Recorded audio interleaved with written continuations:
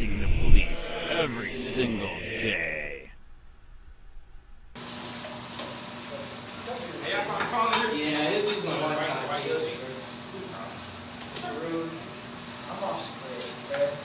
Officer Rhodes, I don't want to see this.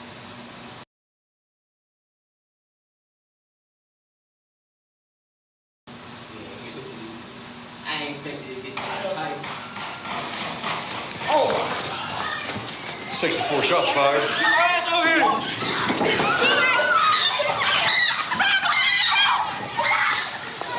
What'd they do?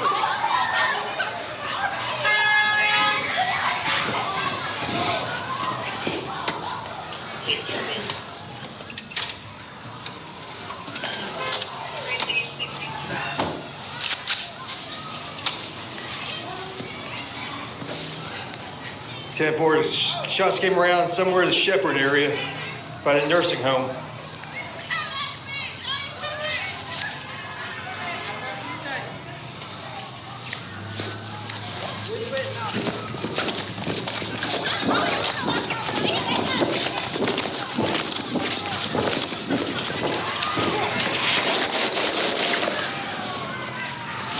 You all right? Yeah, fine. He was trying to hit you.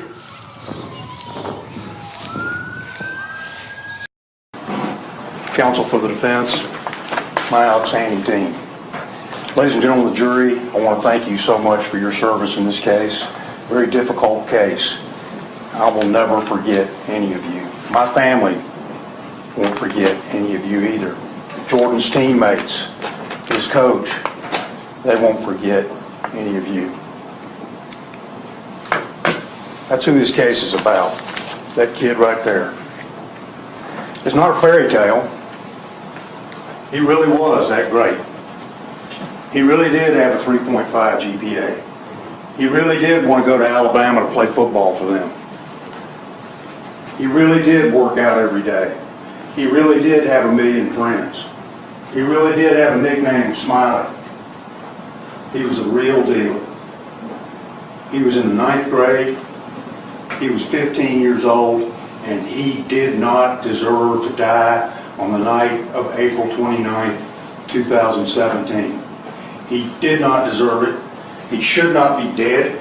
He should be sitting right there beside his brother Devon, or with his brother Vidal out in Colorado Springs.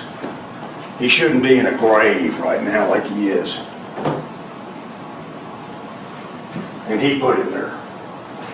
He shot 5 times into the night, and but for the grace of God, those 3 kids right there are dead too. Think about that. It's a miracle.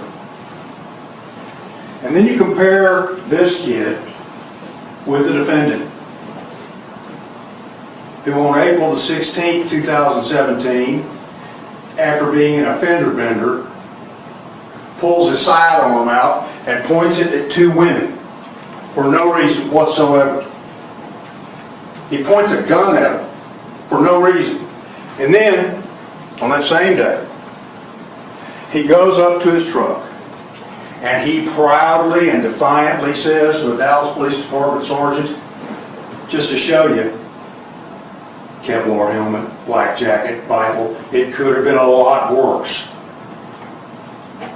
Was he going to kill them too? And keep on looking at this defendant. Keep on looking at it. Admits that he's got a Facebook post that says, I've never been as good at anything in my life as I am at killing people. Who says that? He does.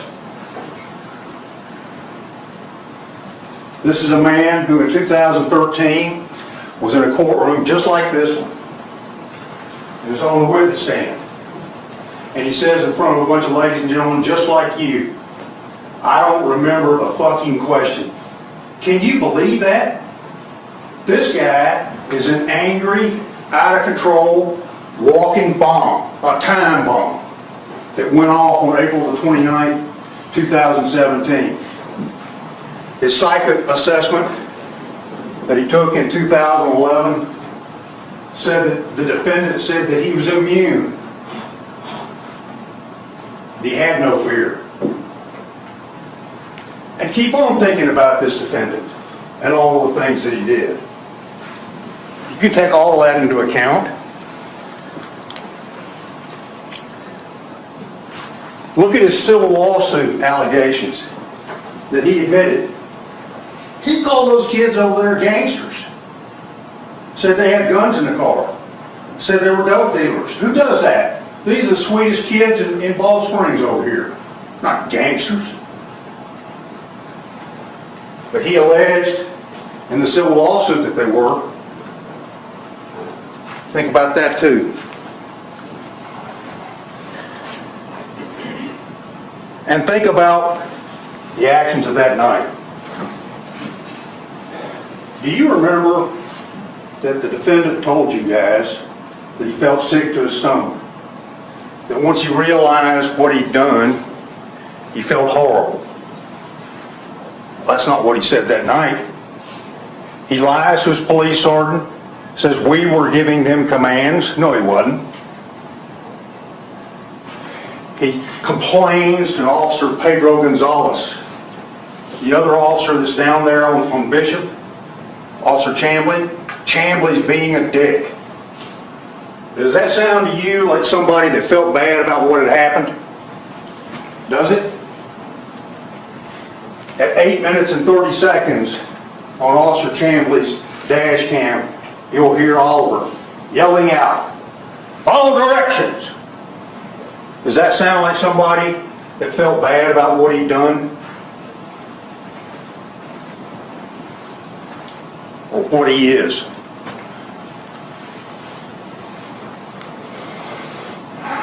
Someone that stole Jordan Edwards' life. I've got 1 million police officer friends. I told Matt Seghetti.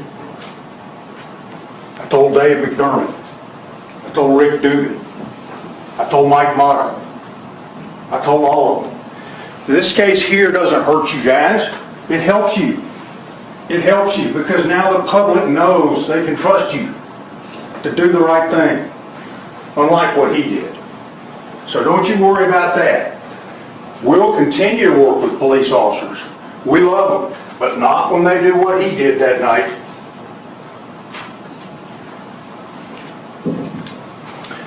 I'm going to go through some evidence here.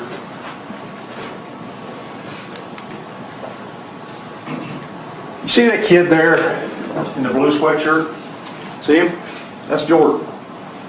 He doesn't know it, but he's got about 10 seconds to live right there. In the defendant's body cam, you will see that at 11:18 and 28 seconds, he starts to run up that hill. 9 seconds later, he shoots 5 rounds. During those 9 seconds, he had plenty of time to evaluate what was going on and to know that at no time was Officer Gross in danger. How long is 9 seconds, you ask? We'll start now.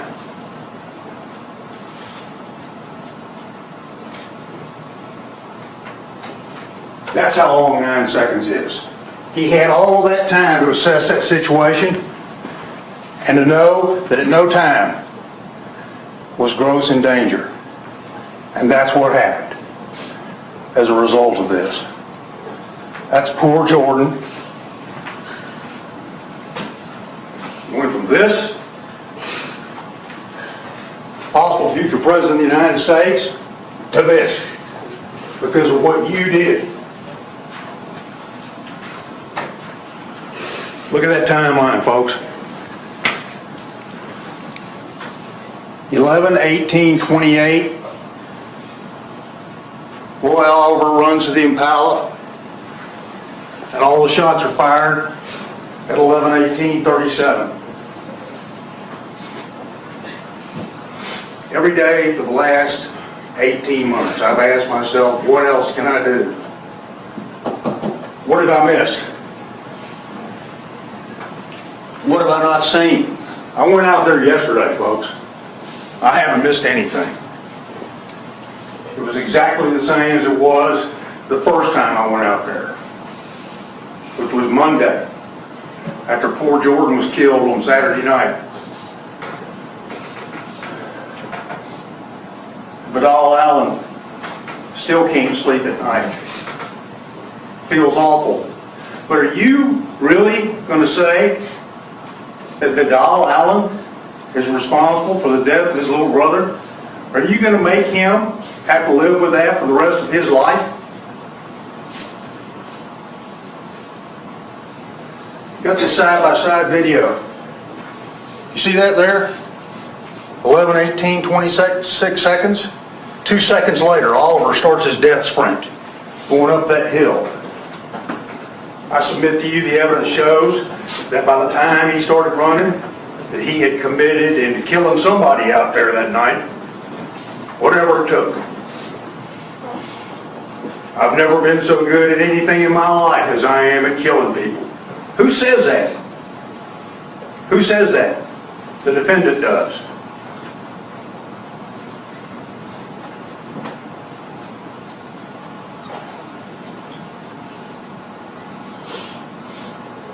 (11, 18, 27 seconds). Jordan doesn't know it. He's got 10 seconds to live right there. There's poor Jordan in that blue sweatshirt.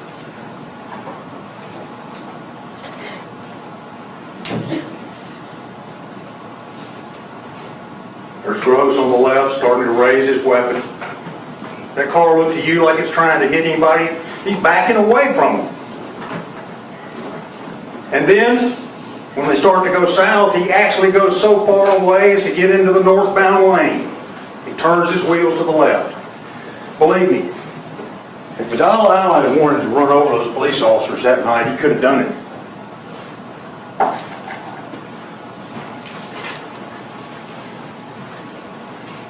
There's the crack in the road. If Vidal Allen wanted to hurt those police officers, he would have driven towards them. He didn't do that. Right there is when the car stopped. All 5 of the shots in this case were fired after that car had passed by Tyler Gross. None of those shots could have done anything to help Tyler Gross. None of them. And the last 3 shots, all of which could have killed those kids, and all of which can give you justification for a conviction for aggravated assault with a deadly weapon, happened after that car had passed the defendant. Look at that. There's the car over the center lane.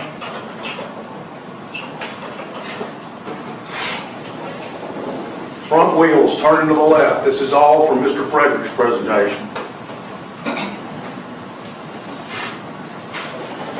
Now you've got Gross at the back of the car, and the first shot still has not been fired. It's not fired until 11:18:37.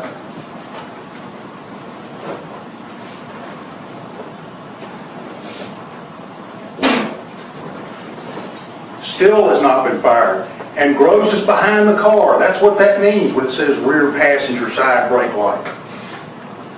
There's no danger to him. There's just a out of control, trigger happy,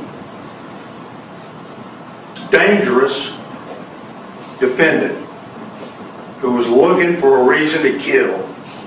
Never been as good at anything in his life. There's your first shot. That skips across the front of the windshield.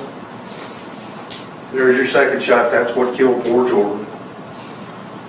Jordan's last 3 words of his life might very well have saved Maximus Everett. One of those other kids in the back, when he said, "Duck, get down," might very well have saved him. Think about that. That brave kid, the last 3 words of his life are to warn his buddies and his brothers, including his best friend, Vidal Allen. That shot, car's already past the defendant. He's still shooting.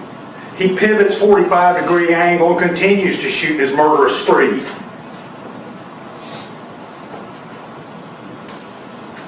Look where the defendant is. He's still shooting at that car. How much blood do you want, Oliver?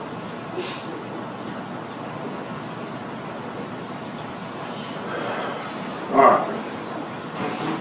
This is what Grant Frederick said. The subject vehicle steered away from Gross and Oliver prior to the shots.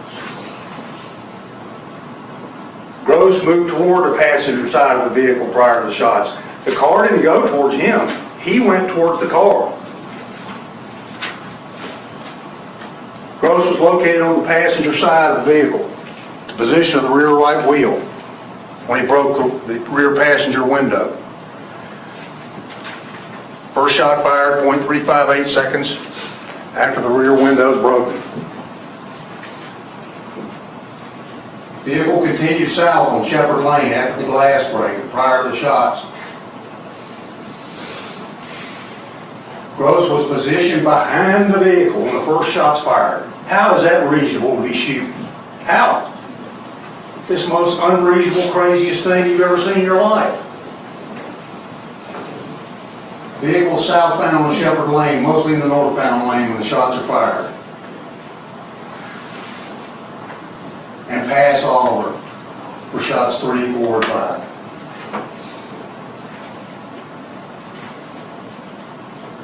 Now here's your Distinguished Service Cross winner. People keep trying to make fun of his service just because he wasn't a street police officer. Well, he was in the jungles of Vietnam. The defendant used excessive force when he shot and killed Jordan. That's what he said. No properly trained law enforcement officer would have reason to believe that using deadly force was reasonable under the circumstances. Officer Groves said he never felt threatened or was in danger of the vehicle hitting him, and that's why he didn't shoot, folks. He knew he didn't need to. And when the defendant said he was trying to hit you, did you hear Tyler Groves agree with him? You didn't. And then Oliver lies to the sergeant. We were both giving them commands. No, you weren't. No, you weren't. And then just because Chandler's down there doing his job, taking the rifle away from him, and quarantining him, he calls him a dick. You remember that.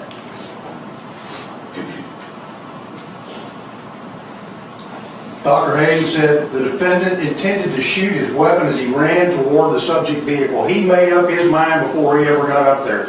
And if he had just taken the time to look to his left, he would have seen that there was no reason to do that. None.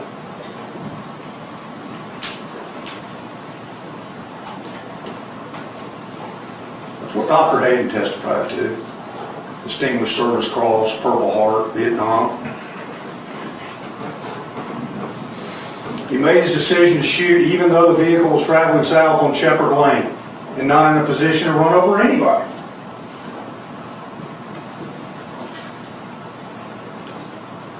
Judge, can you get the lights? You know, we see all these other cases involving police shootings, and there's always some reason why the officer shot. Maybe somebody was a shot. When we started this trial, the state said we weren't going to be able to go into all these other cases. You object, outside of the record.